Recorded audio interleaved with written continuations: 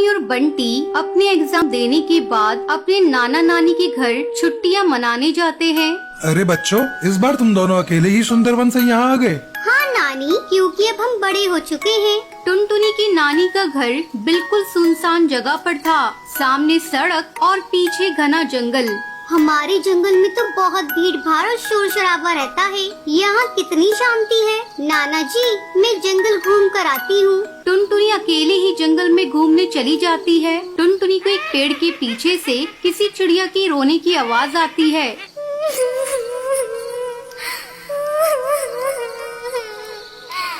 टुनटुनी डर जाती है और भागती हुई घर पहुंचती है। क्या हुआ बेटी, इतनी घबराई हुई क्यों हो? नाना जी, वो जंगल में पेड़ के पीछे कोई रो रहा है।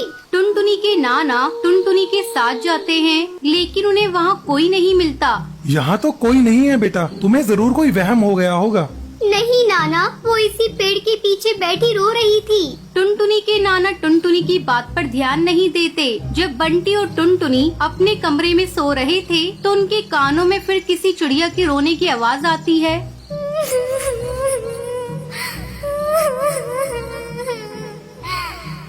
ये आवाज जंगल से आ रही है। नाना को जगाना चाहिए। टुनटुनी और बंटी आवाज का पीछा करते हुए जंगल में पहुंचते हैं। पेड़ के पीछे एक चिड़िया बैठी रो रही थी।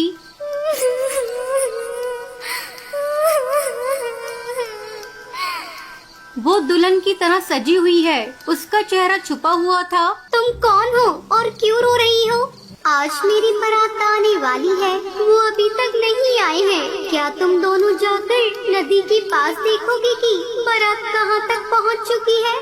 लेकिन अभी तो शादियों का मौसम भी नहीं है। क्या कहा तूने? टुनटुनी दुल्हन का भयानक चेहरा देखकर डर जाती है और वहाँ से भागते हैं। रात के घेरे में दोनों जंगल में रास्ता भटक जाते हैं। लगता है हम रास्ता भटक गए हैं। ये जंगल तो खत्म ही नहीं हो रहा है। चारों तरफ से उन्हें चिड़िया के रोने की आवाज सुनाई देती है।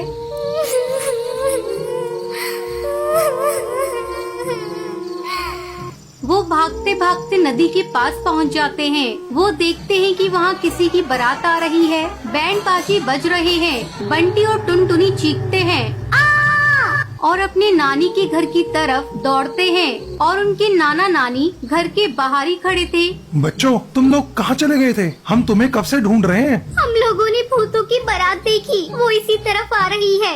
क्या तुम दोनों पागल हो गए हो? चलो घर में, और रात में बाहर मत आना। मैं तुम्हारा कल ही तुम्हारे जंगल वापस भेजने का इंतजाम कराता हूँ। टुनटुनी और बंटी अपने नाना की नाराजगी देखकर चौंक जाते हैं। जरूर कोई गड़बड़ है। नाना इस तरह तो कभी नाराज नहीं होते थे। जंगल वाली वो चिड़िया ही हमें कुछ बता सकती है। उस रात टुनटुनी और बंटी सोते नहीं हैं। रात के 1 बजे उन्हें जंगल से रोने की आवाज सुनाई देती है।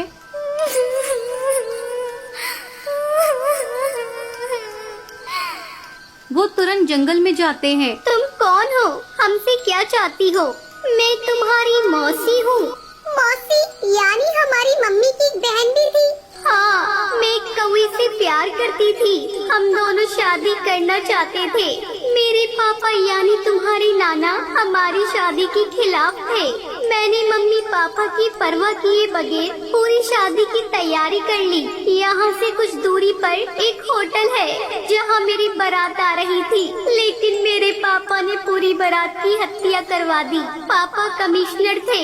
उन्होंने सिख जंगल की दुर्घटना बताकर मामले पर पर्दा डाल दिया। मैंने आत्महत्या कर ली। तभी टुनटुनी और बंटी के नाना नानी वहाँ आ जाते हैं। बच्चों, इतनी रात में तुम दोनों यहाँ क्या कर रहे हो? हमें सब पता चल गया है नाना। मुझे माफ कर देना बच्चों, मैं अपने आत्मसम्मान के कारण पागल हो गया था। मैंने अपनी बेटी को खो दिया। आज भी जंगल में पक्षियों को चिड़िया के रोने की आवाज सुनाई देती है। अक्सर पक्षी नदी के पास भूतों की बारात को गुजरता हुआ देखते हैं। नंदनवन जंगल में एक नदी के पास एक भूतिया चिड़िया का साया था, जिससे सब पक्षी बहुत परेशान थे। एक दिन की बात है, सब पक्षी जंगल के सरपंच कड़कनाथ सेठ के पास जाते हैं। कड़कनाथ सेठ, हम सब पक्षी बहुत परेशान हैं। जंगल में भूतिया चिड़िया की आत्मा की वजह से कोई भी पक्षी नदी से पानी पानी भरने नहीं जा पाता है। हाँ कड़कनाथ सेठ, टुनटुनी बहन बिल्कुल सही कह रही है। हम सब बहुत डरते हैं उनसे। जंगल के न जाने कितने पक्षियों को मारा है।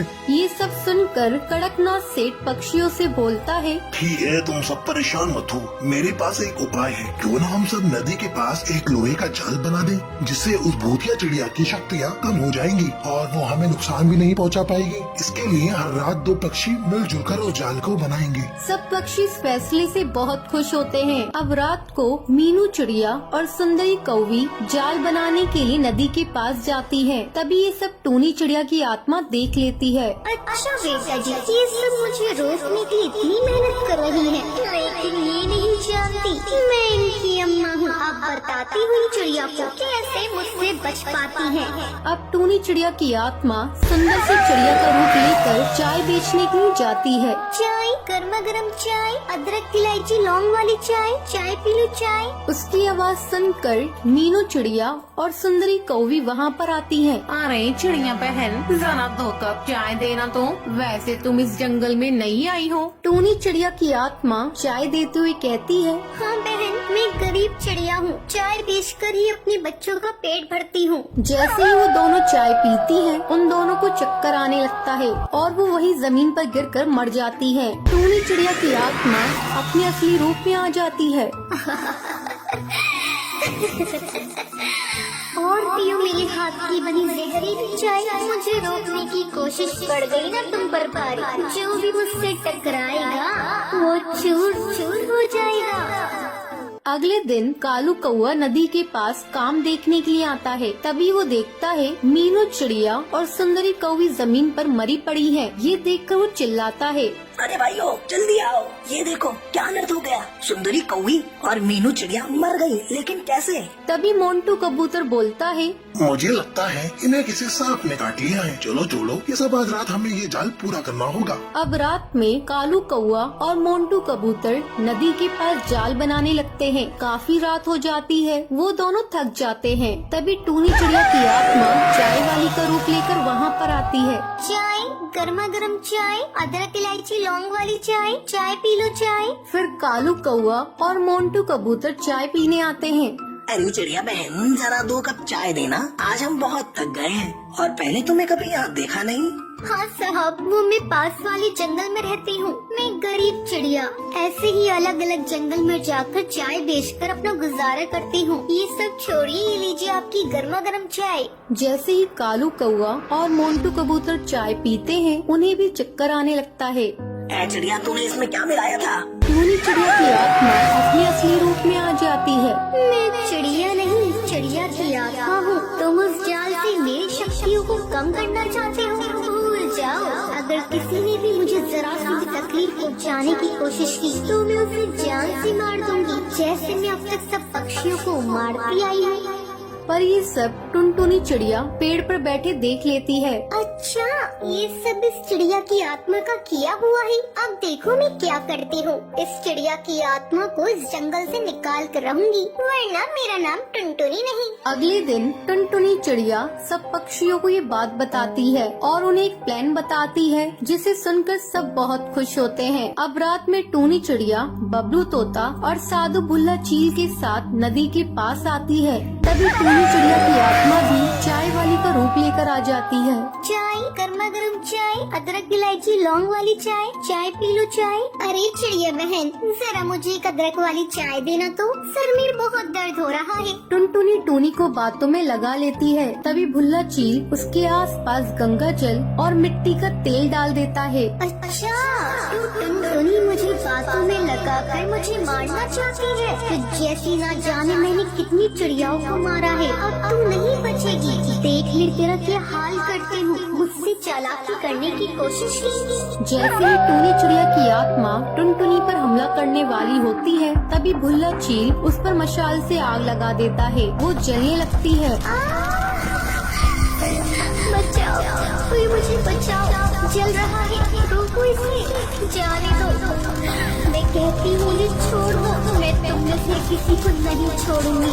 मैं वापस आऊंगी अपना बदला लेने के लिए। ये कहकर वो जलकर राख हो जाती है। टुनटुनी की समझदारी की वजह से उस जंगल से चिड़िया की आत्मा का साया हट